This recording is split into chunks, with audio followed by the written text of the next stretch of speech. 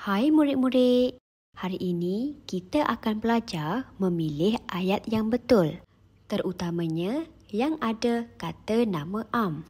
Kata nama am ialah perkataan yang digunakan untuk menamakan orang, haiwan, tempat atau benda secara umum. Sekarang mari kita lihat soalan yang diberikan. Soalan 5. Pilih ayat yang betul. Terdapat 4 pilihan jawapan. Jom kita tengok satu demi satu. Pertama, mari kita tengok ayat A. Zenli menggunakan penyapu untuk menggali tanah. Dalam ayat ini, kata nama am yang digunakan ialah penyapu. Tapi, adakah penyapu digunakan untuk menggali tanah? Tidak. Penyapu ialah alat untuk menyapu. Biasanya digunakan untuk membersihkan lantai. Untuk menggali tanah, kita sepatutnya menggunakan cangkul kerana cangkul ialah alat untuk menggembur dan menggali tanah. Jadi, ayat ini tidak betul kerana kata nama am penyapu digunakan dengan cara yang salah.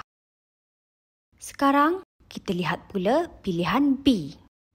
Pelbagai jenis rumput yang berwarna-warni di taman itu.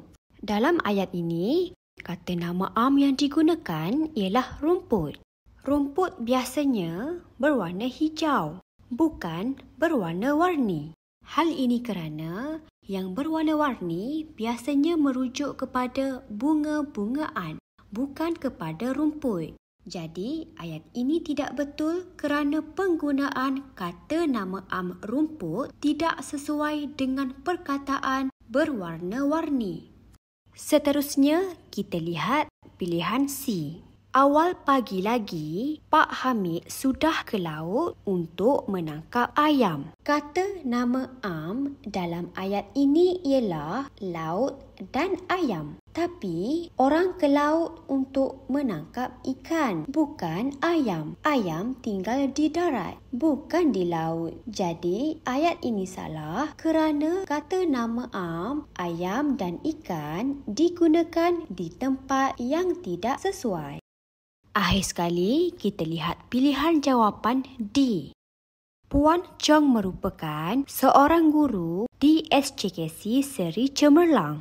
Perkataan guru ialah kata nama am. Ia merujuk kepada orang yang mengajar di sekolah. SJKC Seri Cemerlang pula ialah nama sebuah sekolah. Jadi, ayat ini logik kerana kata nama am guru digunakan dengan betul untuk merujuk kepada seseorang yang menjalankan tugas mengajar. Manakala nama khas sekolah menunjukkan tempat guru itu bertugas. Jadi, untuk soalan 5, jawapan yang betul adalah pilihan D kerana penggunaan kata nama am dalam ayat ini adalah betul dan sesuai. Tahniah murid-murid, kalian sudah berjaya mengenal pasti penggunaan kata nama am dengan betul. Kita jumpa lagi di sesi yang lain.